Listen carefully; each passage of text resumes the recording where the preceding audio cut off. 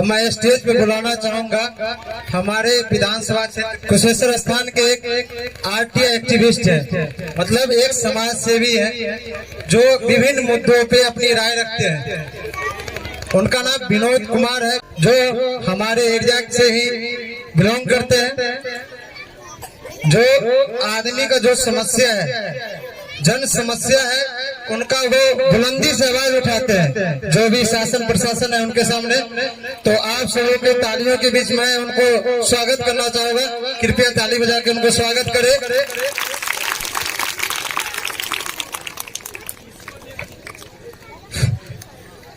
जिंदगी जीने के दो ही तरीके होते हैं, एक जो हो रहा है होने दो, बर्दाश्त करते जाओ, या फिर जिम्मेदारी उठाओ उसे बदलने की।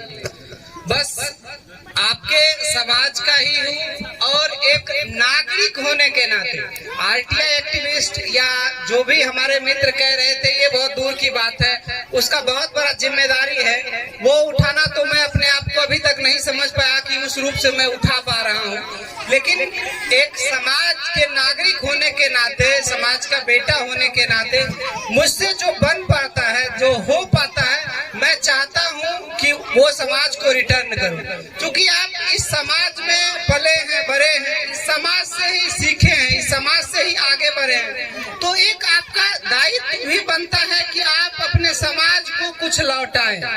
और जैसे गार्जियन अपने बच्चे को पालते हैं, पोसते हैं, तो उनसे इतना तो उम्मीद जरूर रखते हैं कि जब वो बड़े हो जाए और जब हम असहाय हो तो वो हमारे लिए सहारा बने, चाहे वो मानसिक रूप से हो, शारीरिक रूप से हो, या भौतिक रूप से हो, या सामाजिक रूप से हो, लेकिन इतना तो हम जरूर एक्सपेक्ट करते हैं अपने बच्चे के लिए। उसी तरह मुझे भी समाज में रहते हैं तो मुझसे जो बन पाता है वो समाज के लिए करने का प्रयास करते हैं। और जब हम अपने समाज में हक और अधिकार की बात करते हैं तो वो हक और अधिकार तब हमें मिलती है जब हम समझते हैं कि ये मेरा हक है और ये मेरा अधिकार है।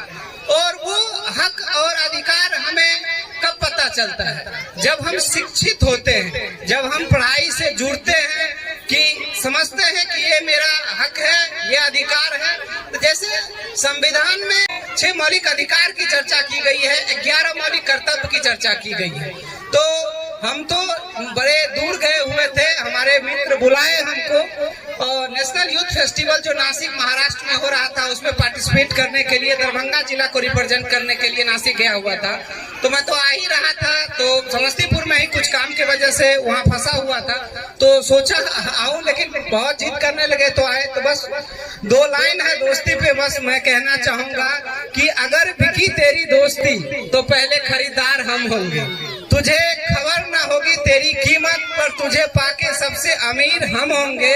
दोस्त साथ हो तो रोने में भी शान है, और दोस्त ना हो तो महफिल भी शमशान है। सारा खेल दोस्ती का है मेरे दोस्त, वरना जनाजा और बारात दोनों एक समान है। तो बस यही प्यार मोहब्बत आपस में बनाए रखे, और सबसे ज्यादा अगर किसी चीज पे अभी के समय में फोकस करना है तो वो एजुकेशन पे फोकस करना है। आप जितनी भी समस्याएं अपने आसपास देख रहे होंगे, समझ रहे होंगे, आपको लगता होगा कि किस तरह से इसे दूर किया जा सकता है, तो उसका जो रूट कॉज है वो लैक ऑफ एजुकेशन है। जब तक हम लोग एजुकेट नहीं होंगे, अवेयर नहीं होंगे अपने आसपास से, तब तक हम उस चीज से आगे नहीं बढ़ सकते। वो एजुकेशन ही है जो हमें सबसे आगे बढ़ने का, चाहे वो लड़ाई बाहर का हो या आंतरिक का हो, हमें दोनों से लड़ना पड़ता है, अपने बुराई से भी और अपने समाज के भी बुराई से। वो दोनों बुराइयों से अगर छुटकारा कोई दिला सकता है तो वो शिक्षा दिला सकता है। तो अपने बच्चों को सबसे ज्यादा अगर किसी पे ध्यान देना है तो शिक्षित कीजिए। बस बाकी तो क्या है, कहते हैं कि जिस शहर में तूने खोले हैं शीशे की दुकान, उस शहर में पत्थर के खरीदार बहुत है। तो ऐसे ही लगा रहेगा, चलता रहेगा, लेकिन आप लोग जुड़े रहिए।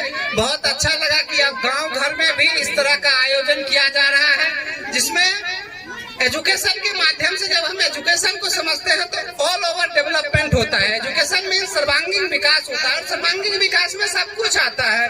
पढ़ाई के लिखाई के साथ जो एक्स्ट्रा करिकुलम होता है, खेल कूद, किसी भी लेना, डांस, पेंटिंग, जो भी एक्स्ट्रा करिकुलम है उन सब में भाग लेना ही हमारा सर्वांगीण विकास कर सकता है। तो यूं ही लगे रहिए, मस्त रहे, तंदुरुस्त रहे। इन्हीं चंद शब्दों के साथ धन्यवाद, बहुत बहुत आभार। हेलो, बहुत बहुत धन्यवाद विनोद जी। तो अगला प्रस्तुति है क्लास